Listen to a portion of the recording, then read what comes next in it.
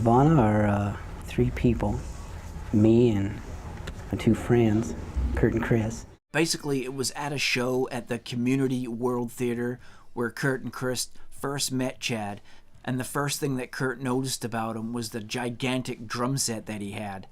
And rather than asking Chad to join the band officially, Kurt simply just kept inviting the drummer to practices until it became obvious that he was in the group, with those practices taking place back in Aberdeen above Chris Novoselic's mother's hair salon so they could play all night. So from those early days of Chad and Nirvana, we fast forward to just over 2 years to June of 1990, and that would be the final day that Chad would be a member of the group. Chad was at his home when a van arrived up his driveway, and in that van was, of course, his bandmates, Kurt and Chris. It was a brief meeting. Kurt did all the talking, and well, the rest is history. Yeah, that was a weird drive for them. I mean, I remember, talking about it with Chris, years down the road. He was like, yeah, that was like a really horrible drive. It's like me and Kurt were not looking forward to that at all. Because the thing is that, we were always good friends, So, I mean, to say it was through musical differences would be exact, because it really was. That was the deal.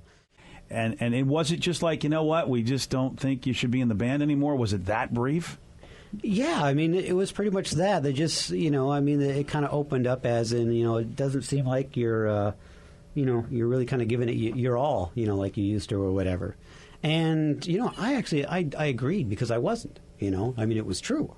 I was kind of burning out on it, on the whole thing. And so I was like, yeah, that's true, and in the end it was like, that's, I totally said I completely understand your guys' decision on this one.